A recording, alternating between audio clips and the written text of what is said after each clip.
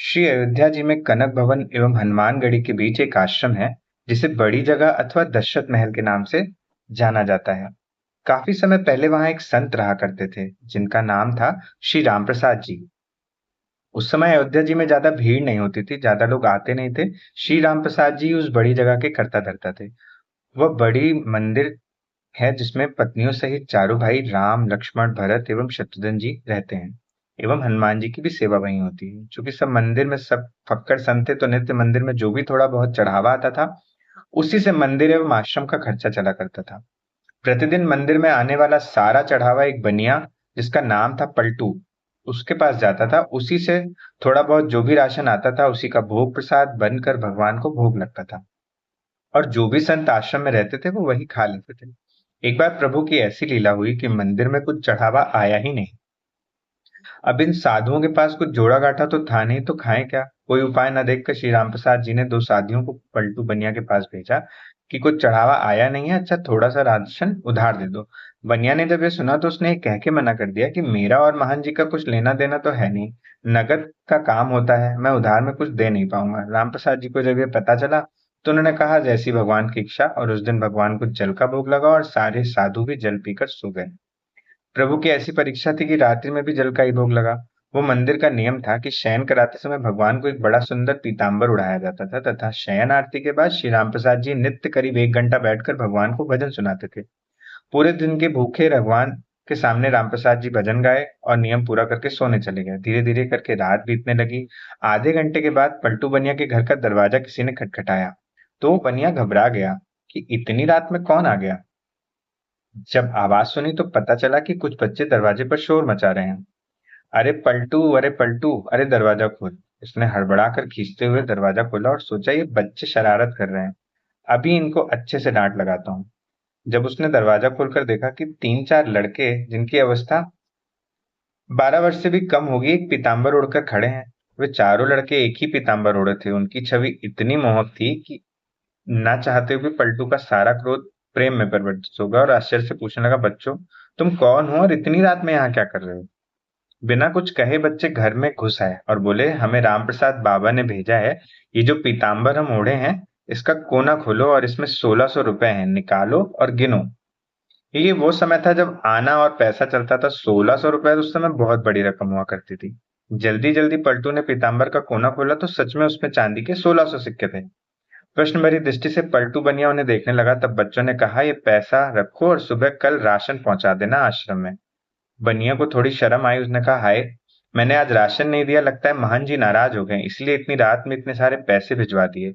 पश्चाताप, संकोच और प्रेम के साथ उसने हाथ जोड़कर कहा, बच्चों मेरी पूरी दुकान भी उठाकर महान जी को दे दूंगा ना, तो भी ये पैसे ज्यादा ही बैठेंगे। मुझे इतने मूल्य का सामान देते देते पता नहीं कितना समय लगेगा।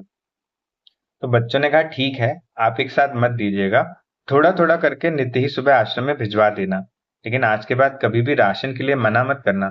पलटू बनिया तो मारे शर्म के जमीन में गड़ गया, फिर भी हाथ जोड़कर बोला, जैसी महान जी की आज्ञा। इतना कह सुन के वो बच्चे चले गए, लेकिन जाते जाते उनका पीताम्बर जो है वहीं छूट गया।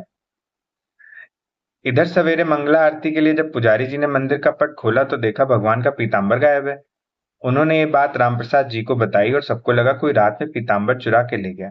जब थोड़ा दिन चढ़ा तो गाड़ी में ढेर सारा सामान लदा हुआ कृतज्ञ के साथ हाथ जोड़े हुए पलटू बनिया आया और रामप्रसाद जी के चरणों में गिरकर क्षमा मांगने लगा।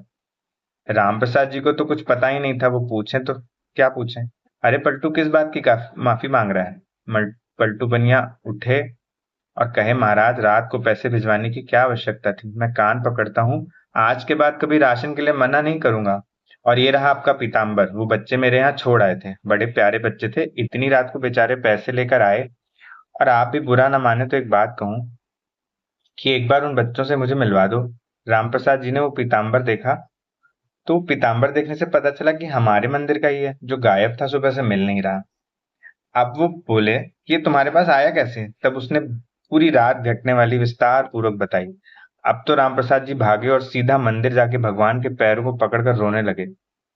हे भक्त वत्सल, मेरे कारण आपको आधी रात में इतना कष्ट उठाना पड़ा, और कष्ट उठाया सो उठाया, मैंने जीवन भर आपकी सेवा करी तो मुझे दर्शन नहीं दिया, और इस बनिए को आधी रात में जाकर आप खुद ही दर्शन दे आए। अब पलटू बनिया पूरी बात जानने के बाद उसका हृदय भी धक से हो गया कि मैं जिन्हें साधारण बालक समझ बैठा था वो तो त्रिभुवन के नाथ थे। अरे मैं तो चरण भी ना छू पाया। अब तो वे दोनों ही लोग बैठकर रोने लगे। इसके बाद कभी भी आश्रम में राशन की कमी नहीं हुई और आज तक वहां के संत की सेवा होती आ रही है। इस घटना के बाद ही पलटू बनिया को वैराग्य मिल गया और वो पलटू बनिया ही बाद में जाके पलटूदास बाबा के नाम से विख्यात हो गए। श्री राम प्रसाद जी की व्याकुलता उस दिन के बाद हर क्षण बढ़ी और रात में शयन के समय जब वे भजन गाने बैठे तो मूर्छित होकर गिर गए। संसार के लिए तो वो मूर्छित थे, किंतु मूर्छावस्था में ही उन्हें पत्नियों सहित सारे चारों भाइयों के दर्शन हुए और उसी दर्शन में श्री जानकी जी ने उनके आंसू पोंछे तथा अपनी उंगली से उनके माथे पे बिंदी लगाई, जिस पर फिर सदैव उन्होंने अपने मस्तक पर धारण करे रखा। उसके बाद ही इनके आश्रम में बिंदी वाले तिलक का प्रचलन हुआ है। वास्तव में प्रभु चाहें तो ये अभाव, ये कष्ट भक्तों के जीवन में कभी आए ही नहीं, परंतु प्रभु जानबूझकर इन्हें भेजते हैं ताकि इन लीलाओं के माध्यम से ही जो अविश्वासी जीव हैं वे सतर्क हो जाएं, उनके हृदय में विश्वास उत्पन्न हो सके। जैसे प्रभु ने आके उनके कष्ट का भी निवारण किया, ऐसे ही हमारा भी कर देंगे। जय श्री राम। जय हिंदू धर्म ध्वजा वाहक। जय श्री राम।